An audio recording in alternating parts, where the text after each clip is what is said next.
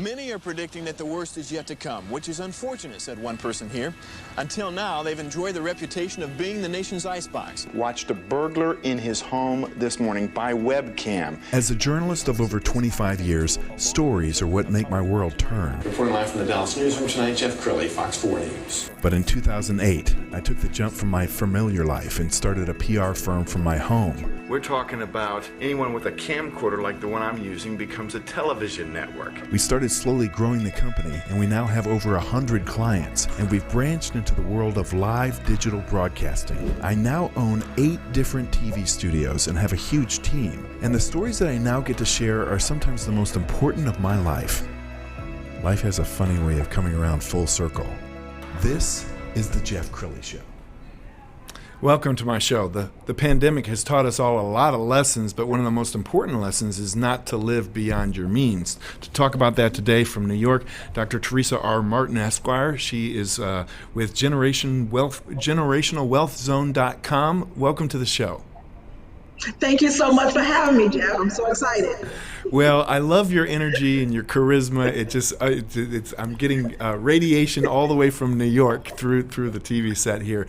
Let's talk about the jam that so many Americans find themselves in. Even during good times, Americans are often living beyond their means, and that's what you talk about, isn't it?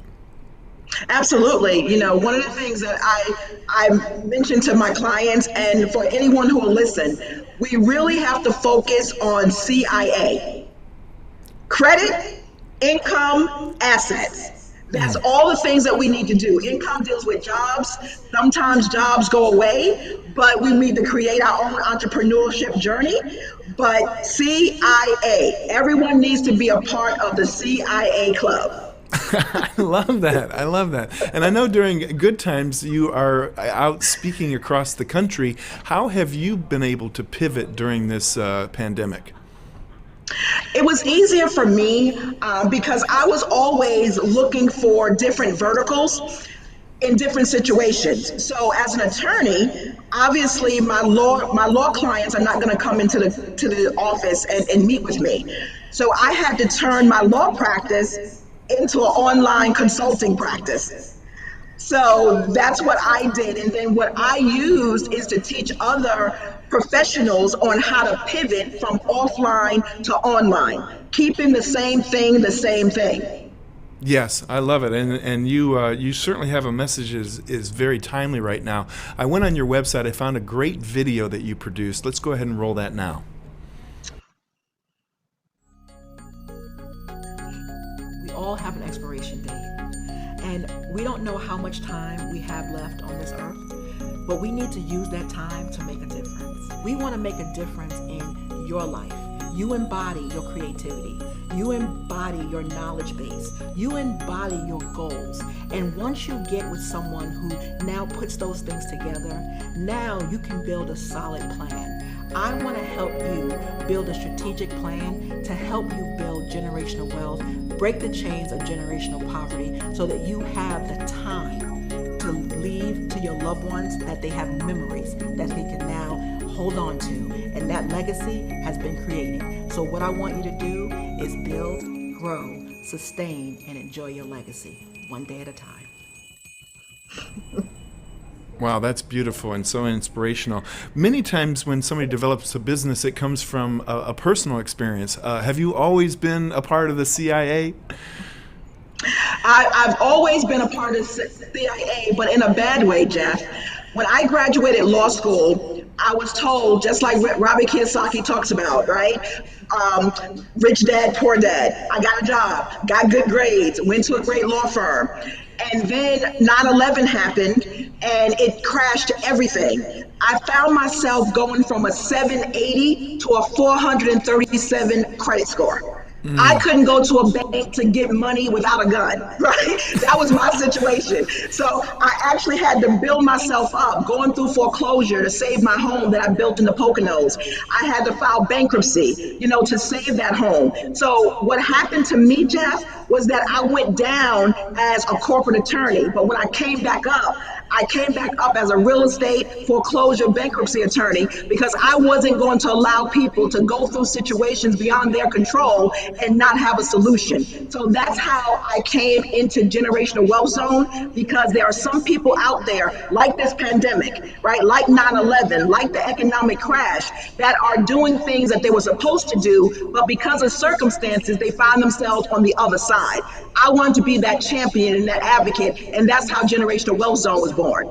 Wow, you are so empowering, and I think the fact that you can relate to the people that you're coaching because you've been there, that really makes you powerful. It seems like you can go in any different direction with this. You have divorce attorneys who've never been married, and you think to yourself, what do you know, right? You haven't been there, but you've really walked more than a mile in their shoes, haven't you? Good, bad, or indifferent. And sometimes when my clients come in and we're talking about foreclosure, and they'll say, Dr. Martin, or Teresa, depending on how familiar they are with me, you don't really understand. And I pull out my foreclosure filing. When we're talking about bankruptcy, I pull out my bankruptcy filing. Okay, so I do know, and I do know that we can build ourselves back up. I went down from almost losing one home to being in control of 54 properties and 108 units, never having to use my credit score. So I just walk people through the process. Doesn't matter where you are today. It matters where you are going, and let me help you fill the gap. That's the message that I want everyone to know. Well, let's talk about how do you control that urge to keep up with the Joneses, and your neighbor gets a boat, so you get a boat even though you can't afford it. How do you control that urge? It's very difficult because we're human in nature, right? And, we look at what this person has, but you don't know what that person has done to be able to get the things that they have. You don't know their story. So I always just tell people, just stay in your lane. What things do you want so that we can work towards that, so that you can be within your means, and whatever is assigned to you will be assigned to you. You can't take what someone else has because that may not have been your assignment.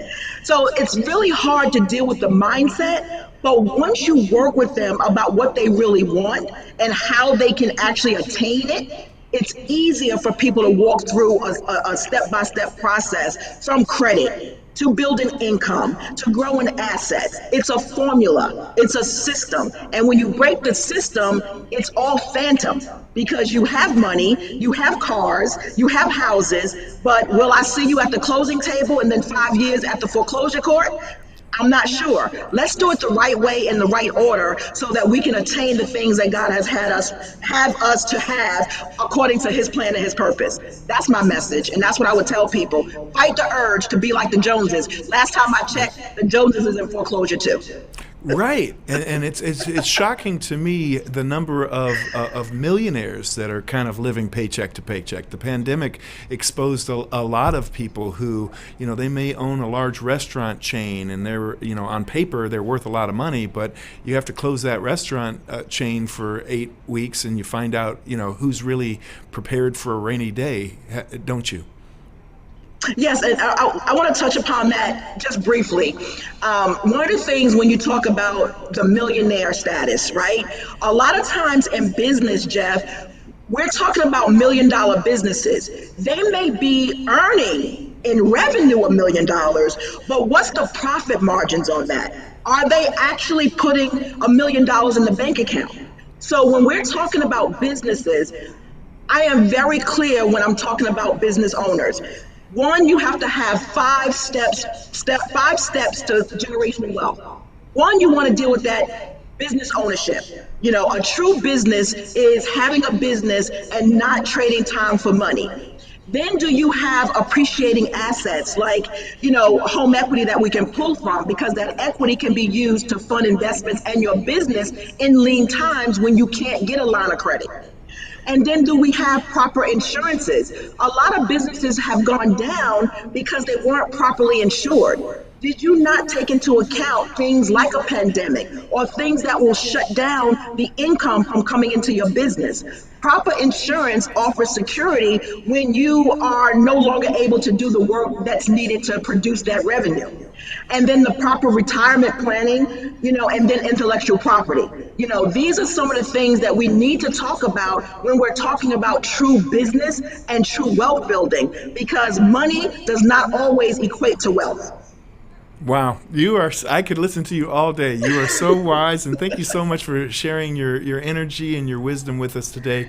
We're out of time for this segment, but we're going to put your website up on the screen. It's generationalwealthzone.com. Dr. Martin, you have been amazing, and thank you for blessing us today. Thank you so much for having me. Thank you so much. You bet. And that's it for now. We'll see you next time.